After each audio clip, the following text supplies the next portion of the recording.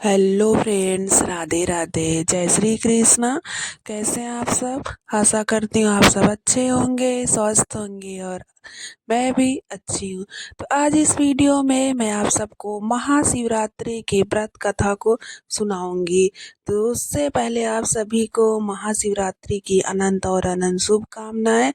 आज है महाशिवरात्रि, तो आज सुनिए महाशिवरात्रि के दिन महाशिवरात्रि व्रत कथा। तो आज इस वीडियो में मैं आप सबको एक छोटी सी महाशिवरात्रि व्रत कथा सुनाऊंगी।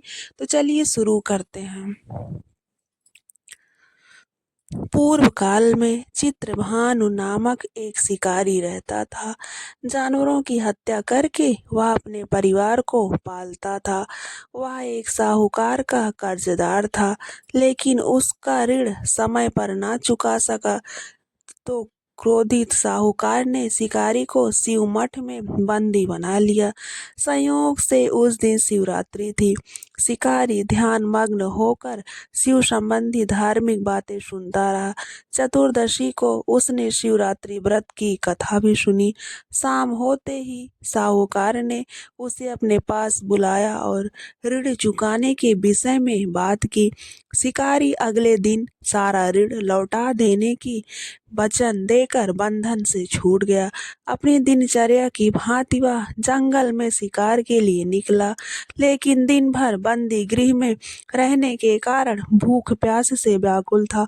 शिकारी खोजता हुआ वह बहुत दूर निकल गया। जब अंधकार हो गया तो उसने विचार किया कि रात जंगल में ही बितानी पड़ेगी। वह वन एक तालाब के किनारे एक बेल के पेड़ पर चढ़कर रात बिताने का इंतजार करने लगा। बिलव वृक्ष के नीचे शिवलिंग था, जो बिल्व पत्रों से ढका हुआ था। शिकारी को उसका पता न चला। पड़ाव बनाते समय उसने जो टहनियां तोड़ी वे संयोग से शिवलिंग पर गिरती चली गईं। इस प्रकार दिन भर भूखे प्यासे शिकारी का व्रत भी हो गया और शिवलिंग पर बिल्व पत्र भी चढ़ गए। एक पहर रात्रि बीत जाने पर एक गर्भिणी हिरणी तालाब पर पानी पीने पहुंची। शिकारी ने धनुष पर तीर चढ़ाकर ज्यों ही प्रत्यंचा खींची, हिरणी बोली, महाराज, मैं गर्भिणी हूँ, शीघ्र ही प्रसव करूंगी। तुम एक साथ दो जीवों की हत्या करोगे, जो ठीक नहीं है। मैं अपने बच्चे को जन्म देकर आपके पास वापस आ जाऊंगी, फिर आप मुझे मार डालना। ऐसा सुनकर शिकारी ने प्रत्यंचा ढीली कर दी और हिरणी जंगली झाड़ियों में लुप्त हो गई। प्रत्यंचा चढ़ाने तथा ढीली करने के वक्त कुछ बिल्वपत्र अनायास ही टूटकर शिवलिंग पर गिर गए। इस प्रकार उससे अनजाने में ही प्रथम पहर का पूजन भी संपन्न हो गया। कुछ ही देर बाद एक और हिरणी उधर से निकली। शिकारी की प्रसन्नता का ठिकाना ना रहा। समीप आने पर उसने धनुष पर बाढ़ चढ़ाया। तब उसे देख हिरणी ने विनम्रता पूर्वक निवेदन किया, हे शिकारी, मैं थोड़ी देर पहले ऋतु से निवृत्त हुई हूँ, कामातुर विरहिणी हूँ। मैं अपने प्रिय की खोज में भटक रही हूँ। मैं अपने पति से मिलकर शीघ्र ही तुम्हारे पास आ जाऊंगी। शिकारी ने उसे भी जाने दिया। 2 बार शिकार को खोकर उसका माथा ठनका हुआ। वह चिंता में पड़ गया। रात्रि का आखिरी पहर बीत रहा था। इस बार भी धनुष से लगकर कुछ बेलपत्र शिवलिंग पर जा गिरे तथा दूसरे पहर की पूजन भी संपन्न हो गई। तभी एक अन्य हिरणी अपने बच्चे के साथ उधर से निकली। शिकारी के लिए यह स्वर्णिम अवसर था। उसने धनुष पर तीर चढ़ाने में देर नहीं लगाई। वह तीर छोड़ने ही वाला था कि हिरणी बोली, हे शिकारी, मैं इन बच्चों को इनके पिता के हवाले करके लौट आऊंगी, इस समय मुझे मत मारो। शिकारी हंसा और बोला, सामने आए शिकार को छोड़ दूं? मैं ऐसा मूर्ख नहीं हूँ। इससे पहले मैं 2 बार अपना शिकार खो चुका हूँ। मेरे बच्चे भूख प्यास से व्यग्र हो रहे हैं। उत्तर में हिरणी ने फिर कहा, जैसे तुम्हें अपने बच्चों की ममता सता रही है, ठीक वैसे ही मुझे भी है शिकारी। मेरा विश्वास करो, मैं इन्हें इनके पिता के पास छोड़कर तुरंत लौटने की प्रतिज्ञा करती हूँ। हिरणी का दुख भरा स्वर सुनकर शिकारी को उस पर दया आ गई। उसने उस मृगी को भी जाने दिया। शिकार के अभाव में तथा भूख प्यास से व्याकुल शिकारी अनजान में ही बेल वृक्ष पर बैठा बेलपत्र तोड़ तोड़ कर नीचे फेंकता जा रहा था। पाँव फटने की हुई तो एक हष्ट पुष्ट मृग उसी रास्ते पर आया। शिकारी ने सोच लिया कि इसका शिकार वह अवश्य करेगा। शिकारी की तनी प्रत्यंचा देखकर मृग विनीत स्वर में बोला, हे शिकारी, यदि तुमने मुझसे पूर्व आने वाली 3 मृगियों तथा छोटे छोटे बच्चों को मार डाला है तो मुझे भी मारने में विलंब ना करो, ताकि मुझे उनके वियोग में एक क्षण भी दुख न सहना पड़े।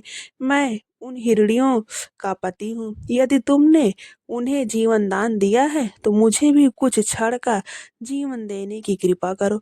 मैं उनसे मिलकर तुम्हारे समक्ष उपस्थित हो जाऊंगा। मृग की बात सुनते ही शिकारी के सामने पूरी रात के घटना चक्र घूमता घूम गया। उसने सारी कथा मृग को सुना दी। तब मृग ने कहा, मेरी तीनों पत्नियां जिस प्रकार प्रतिज्ञाबद्ध होकर गई हैं, मेरी मृत्यु से अपने धर्म का पालन नहीं कर पाएंगी। अतः जैसे तुमने उन्हें विश्वास पात्र मानकर छोड़ दिया है, उसी तरह मुझे भी छोड़ दो। तो सब उसके साथ सामने शीघ्र उपस्थित होता हूँ। शिकारी ने उसे भी जाने दिया। इस प्रकार प्रातः हो आई। उपवास, रात्रि जागरण तथा शिवलिंग पर बेलपत्र चढ़ने से अनजाने में ही शिव जी पर पूर्ण पूजा हो गई। पर अनजाने में ही की हुई पूजन का परिणाम उसे तत्काल मिला। शिकारी का हिंसक हृदय निर्मल हो गया।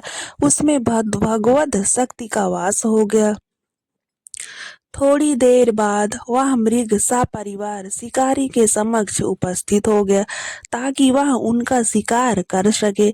किंतु जंगली पशुओं की ऐसी सत्यता, सात्विकता एवं सामूहिक प्रेम भावना देखकर शिकारी को बड़ी ग्लानि हुई। उसने मृग परिवार को जीवन दान दे दिया। अनजाने में शिवरात्रि के व्रत का पालन करने पर भी शिकारी को मोक्ष की प्राप्ति हुई। जब मृत्यु काल में यमदूत उसके जीव को ले जाने आए तो शिवगणों ने उन्हें वापस भेज दिया तथा शिकारी को शिवलोक ले गए। शिव जी की कृपा से ही अपने इस जन्म में राजा चित्रभानु अपने पिछले जन्म को याद रख पाए तथा शिवरात्रि के कथा का यही संदेश है। शिकारी के कथनानुसार महादेव तो अनजाने में किए गए व्रत का फल देते देते हैं, पर वास्तव में महादेव शिकारी की दया भाव से प्रसन्न हुए। अपने परिवार के कष्ट का ध्यान होते हुए भी शिकारी ने मृग परिवार को जाने दिया। यह करुणा ही वस्तुतः उस शिकारी को उन पंडित एवं पुजारियों से उत्कृष्ट बना देती है जो कि सिर्फ रात्रि जागरण, उपवास एवं दूध, दही, बेलपत्र आदि द्वारा शिव को प्रसन्न कर लेना चाहते हैं। इस कथा में सबसे महत्वपूर्ण बात यह है कि इस कथा में अनजाने में हुए पूजन पर विशेष बल दिया गया है। इसका अर्थ यह नहीं कि शिव किसी भी प्रकार से किए गए पूजन को स्वीकार कर लेते हैं अथवा भोलेनाथ जाने या अनजाने में हुए पूजन में भेद नहीं कर सकते। वास्तव में वह शिकारी शिव पूजन नहीं कर रहा था। इसका अर्थ यह भी हुआ कि वह किसी तरह की फल की कामना भी नहीं कर रहा था। उसने मृग परिवार को समय एवं जीवन दान दिया जो शिव पूजन के समान है। शिव का अर्थ ही कल्याण होता है। उन निरीह प्राणियों का कल्याण करने के कारण ही वह शिव तत्व को जान पाया तथा उसका शिव से साक्षात्कार हुआ। परोपकार करने के लिए महाशिवरात्रि का दिवस होना भी आवश्यक नहीं है। पुराण में 4 प्रकार के शिवर शिवरात्रि के पूजन का वर्णन। मासिक शिवरात्रि, प्रथम आदि शिवरात्रि तथा महाशिवरात्रि पुराण वर्णित अंतिम शिवरात्रि है। नित्य शिवरात्रि वस्तुतः प्रत्येक रात्रि ही शिवरात्रि। अगर हम उन परम कल्याणकारी आशुतोष भगवान में स्वयं को लीन कर दे तो शिकारी ने धनुष पर लीन कर दे तो हमें शिव की असीम कृपा मिलती है। तो इस प्रकार शिकारी ने दया भाव करके मृग के पूरे परिवार को छोड़ दिया था, उसी प्रकार हमें भी दया भाव का प्रेम भावना रखना चाहिए, ताकि तभी शिव जी हम पर प्रसन्न होते हैं।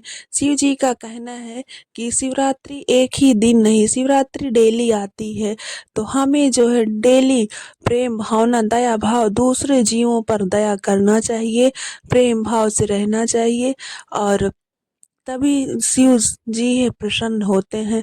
दया की भावना हमें हमेशा रखना चाहिए।